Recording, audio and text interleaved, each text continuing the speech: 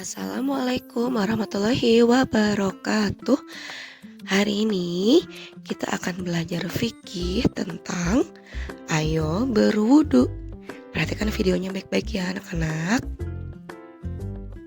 Pada pembelajaran kali ini kita akan belajar tentang yang pertama pengertian wudu, yang kedua syarat wudu, yang ketiga rukun wudu, yang keempat sunnah wudu, yang kelima hal-hal yang membatalkan wudu. Perhatikan baik-baik videonya supaya kalian paham ya anak-anak. Sekarang Miss Nani akan membahas tentang pengertian wudu atau arti dari wudu. Berwudu itu apa sih artinya anak-anak? Nah, coba kita perhatikan videonya ya. Wudu artinya bersuci dengan menggunakan air. Wudu merupakan syarat sah sholat. Dengan berwudu, kamu menjadi suci. Nah, sekarang apa sih syarat wudu? Apa sajakah syarat wudu itu? Yang pertama ialah harus beragama Islam. Yang kedua adalah mumayyiz. Apa itu artinya? Mumayyiz artinya orang yang sudah dapat membedakan perbuatan benar dan salah. Kemudian nomor 3 yaitu tidak berhadas besar. Kalau perempuan berarti tidak haid ya anak-anak. Kemudian nomor 4 ialah menggunakan air suci yang suci dan mensucikan. Yang kelima adalah tidak ada yang menghalangi sampainya air ke kulit. Jadi kalian tidak boleh menggunakan kuteks atau tato ya anak-anak. Nah, sekarang Miss Nani akan menjelaskan tentang rukun wudu. Apa sih rukun itu? Rukun adalah sesuatu yang wajib kita lakukan. Dan apabila ada yang terlewat atau ada yang tidak kita lakukan, maka wudunya menjadi tidak sah dan kalian harus mengulanginya kembali. Nah, rukun wudu yang pertama adalah niat. Kemudian yang kedua ialah membasuh muka. Lalu yang ketiga ialah membasuh kedua tangan sampai siku. Kemudian yang keempat mengusap kepala. Lalu nomor 5 membasuh kedua kaki sampai mata kaki. Kemudian yang terakhir harus tertib, harus berurutan, urutannya dari awal sampai akhir ya. Sekarang Miss Nani akan menjelaskan tentang sunnah wudu. Sunnah artinya apabila kita kerjakan maka akan mendapatkan pahala dari Allah. Jadi wudunya akan mendapatkan tambahan pahala dari Allah apabila kita mengerjakannya. Nah, sunnah wudu yang pertama adalah membaca basmalah pada permulaan berwudu. Yang kedua, mencuci kedua telapak tangan.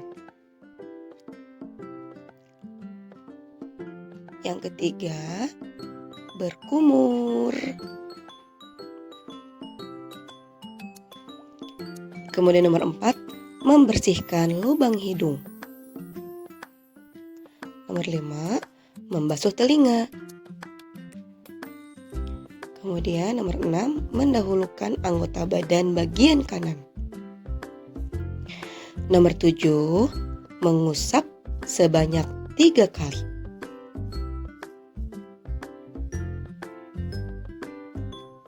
Lalu nomor 8, berdoa setelah selesai berwudu.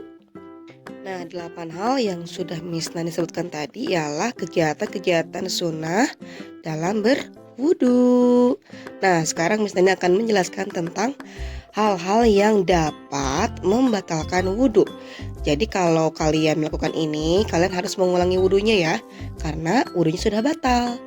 Nah, yang pertama ialah buang angin. Kemudian buang air kencing, buang air besar. Lalu yang nomor 4, menyentuh kubul atau dubur dengan telapak tangan.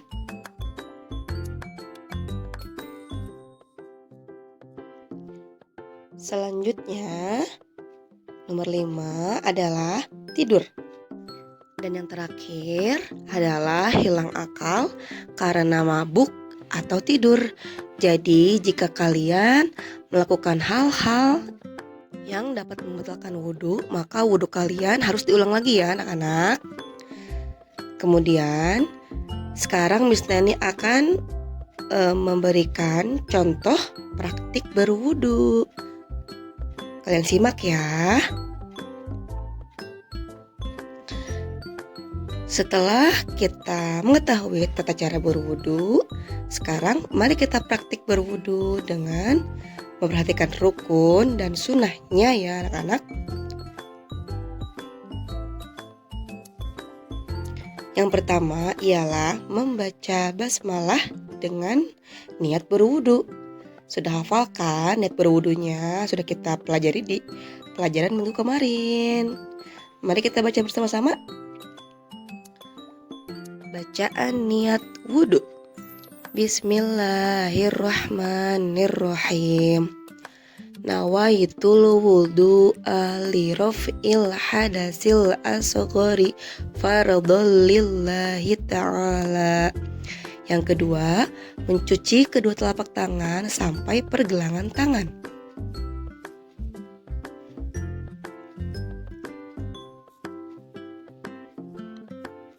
Lalu berkumur-kumur sebanyak 3 kali. Jadi diulang sampai 3 kali ya anak-anak berkumur-kumurnya.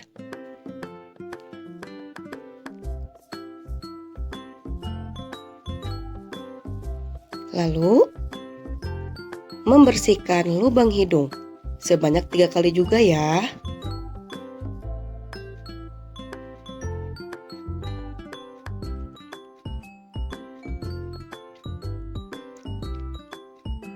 Lalu membasuh muka sebanyak 3 kali juga.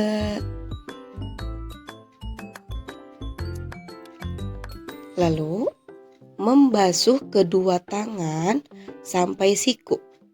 Dimulai dari tangan kanan dulu ya, lalu ke tangan kiri sebanyak 3 kali juga.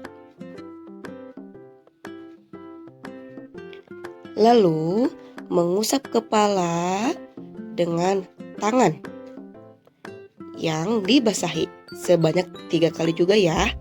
Lalu mengusap telinga kanan dan kiri.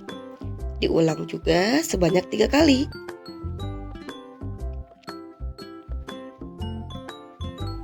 Lalu membasuh kedua kaki sampai mata kaki sebanyak 3 kali juga. Lalu berdoa setelah wudhu. Masih hafal doanya? Yuk kita baca bareng-bareng. Bismillahirrahmanirrahim. Asyhadu alla ilaha illallah wahdahu la syarikalah wa asyhadu anna Muhammadan abduhu wa rasuluh.